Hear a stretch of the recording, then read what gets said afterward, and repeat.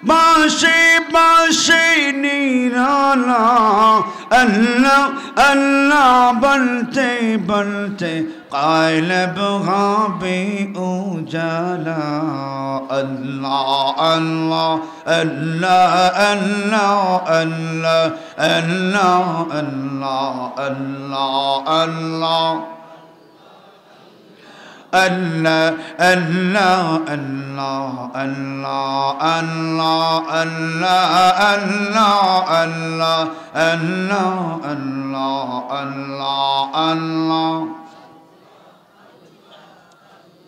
Allah, Allah, Bali, Malik, Arshi, Azim, চলে যাও আল্লাহর সঙ্গে দিদার করে প্রেম সাগরে ডুবে যাও আল্লাহ আল্লাহ আল্লাহ আল্লাহ আল্লাহ আল্লাহ আল্লাহ আল্লাহ আল্লাহ আল্লাহ আল্লাহ আল্লাহ আল্লাহ আল্লাহ আল্লাহ আল্লাহ বললেওয়ালা একজন যদি বাকি থাকে ইসরাফিলকে নিষেধ করবেন সিংহের মধ্যে ফু দিতে আল্লাহ আল্লাহ আল্লাহ আল্লাহ আল্লাহ আল্লাহ আল্লাহ আল্লাহ আল্লাহ Allah, Allah, Allah, Allah, Allah, Allah, Allah, Allah, Allah, Allah, Allah. La ilaha illallah Muhammadur Rasulullah sallallahu alayhi wa sallam. আমার ভাইরা আল্লাহ পাক রব্বুল আলামিন বলেন ওয়াকাইলা রাব্বুকুম উদউনি আস্তাজিব লাকুম আল্লাহ বলেন বান্দা আমি আল্লাহর কাছে দোয়া করো অবশ্যই আমি আল্লাহ পাক রব্বুল আলামিন তোমার দোয়া কবুল করে নেব হাবিবে নাজ্জার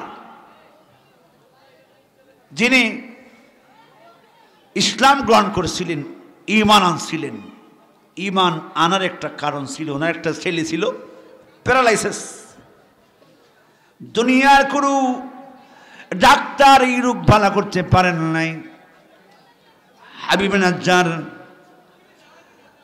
একজন রাসূল তার কাছে গেল ওই রাসূল তার কাছে গিয়ে দাওয়াত দিলেন দ্বীনের দাওয়াত আল্লাহর পয়গম্বর ঈসা নবীর দূত তার কাছে গেলেন আমার ভাইরা প্রথম নম্বরে আল্লাহর পয়গম্বর ঈসা নবীর দূতেরা যখন ওনার কাছে গেলেন হাবিবে নাজ্জারকে বললেন আমরা আল্লাহর পয়গম্বরের পক্ষ থেকে দুইজন রাসূল আসলাম আল্লাহর পয়গম্বর ঈসা আলাইহিস সালাম আমাদেরকে দায়িত্ব দিয়েছেন আপনাদের এই এলাকায় দ্বীনের দাওয়াত দেওয়ার জন্য